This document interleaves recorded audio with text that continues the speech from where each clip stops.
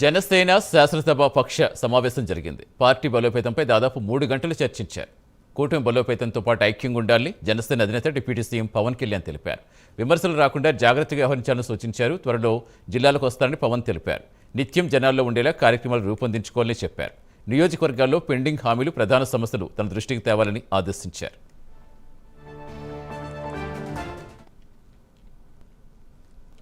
ఈరోజు Janasena party legislative assembly సభ్యుల యొక్క మీటింగ్ సారాంశం ఏంటంటే సంక్షేమం ఎలాగా జరుగుతూ ఉంది, దాంతోపాటుగా ఇన్ఫ్రాస్ట్రక్చర్ అంటే రోడ్లు వేయాలి. మంచి ప్రయారిటీ అనేది మనం పార్టీ తరఫున రోడ్లు, మంచినీటి సదుపాయం, అదేవిధంగా డ్రైనేజ్ వ్యవస్థని చేసుకోవడం అన్ని చోట్ల, అదేవిధంగా మరి శానిటేషన్ అనేది విలేజెస్లో చాలా ఇబ్బందిగా ఉంది, దాన్ని ఎలా క్లియర్ చేయాలి అనే దానికి పార్టీ ఒక స్టాండ్ తీసుకుంది. ఖచ్చితంగా ఇవన్నీ మనం పనులు చేయాలి అనే ఆలోచనతో ఉంది. అంతేకాకుండా యువతకి ఉద్యోగ అవకాశాలు ఇవ్వాలనేది ఇప్పుడు రాబోయే తరంలో ఏదైతే ఆర్టిఫిషియల్ ఇంటెలిజెన్స్ వల్ల చాలామంది యువత ఉద్యోగాలు కోల్పోతున్నారనే విషయం బాధాకరం. కాబట్టి ఇప్పటి నుంచి స్కిల్ డెవలప్మెంట్ చేసి ఆ పిల్లలందరికీ మరి ఇప్పటి నుంచి ఉద్యోగ అవకాశాలు ఎలా కల్పించాలి, పరిశ్రమలు ఎలా తీసుకురావాలి, టూరిజం ఎలా డెవలప్ చేయాలనే దాని మీద ఇవాళ డిస్కషన్ జరిగింది.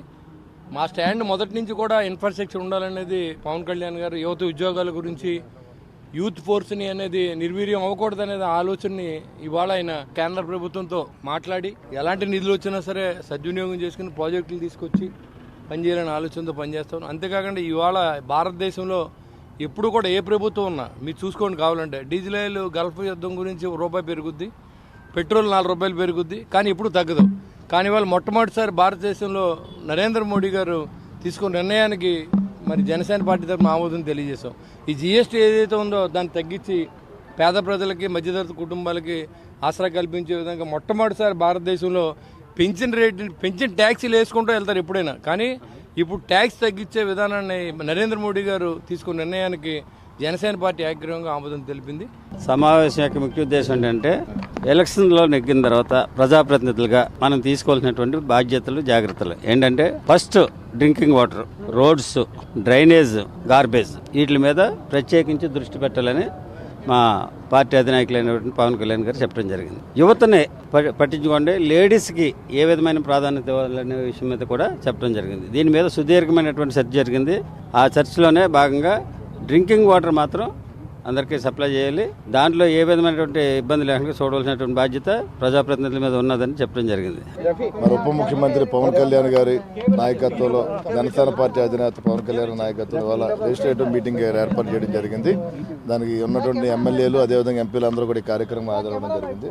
అంటే ముఖ్యంగా ఏంటంటే కనుక ఈ రోజున ఈ కార్యక్రమానికి కూడా ప్రధాన అంశం మరి ఏదైతే మరి 2019-24 మధ్యలో కనుక జనసేన పార్టీ ఏ రకంగా ప్రజల పక్షాన, ఏ రకంగా ఏ ఇష్యూస్ మీద మేము ముందుకెళ్ళామన్నది కూడా ప్రతిదీ కూడా మరి ఆ రోజు యువత కోసం ప్రత్యేకంగా మరి యువతగా 5 సంవత్సరాలు ఉద్యోగాలు లేని పక్షంలో మరి ఆ యువతకు ఏ రకమైన భరోసా ఇచ్చామో దాని మీద కూడా ఈరోజు మీరు డిస్కషన్ చేసుకోవడం జరిగింది.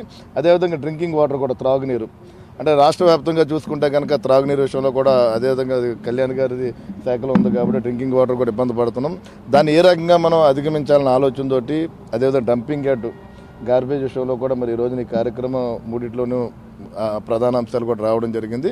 అంటే మేము ఏదైతే ఆ రోజు వైఎస్ఆర్సీపీ అధికారంలో ఉన్నప్పుడు మేము ఏదైతే పోరాటాలు చేసామో ప్రధానంగా రోడ్ల విషయంలో కూడా ఆ రోజు ఎక్కడ కూడా గొంతులు కూడా పొడచలేని పరిస్థితి ఆ గవర్నమెంట్ ఉంది. మరి మేము అధికారంలోకి వచ్చిన తర్వాత మరి ఎన్ఆర్జీఎస్ ద్వారా కానీ వివిధ రకాలుగా మేము రోడ్లు వేయడం జరిగింది. అంటే మేము ఇంకా చాలా వరకు రోడ్లు వేయాల్సిన పరిస్థితి ఉంది. కాబట్టి మనం ఏ రకంగా ఈ రోడ్లను అధిగమించాలన్న ఆలోచనతో కూడా ఈ కార్యక్రమం మరి ఇవాళ ఉన్నటువంటి కళ్యాణ్ గారు వాళ్ళ మేము దిశ మేము మాట్లాడుకోవడం జరిగింది.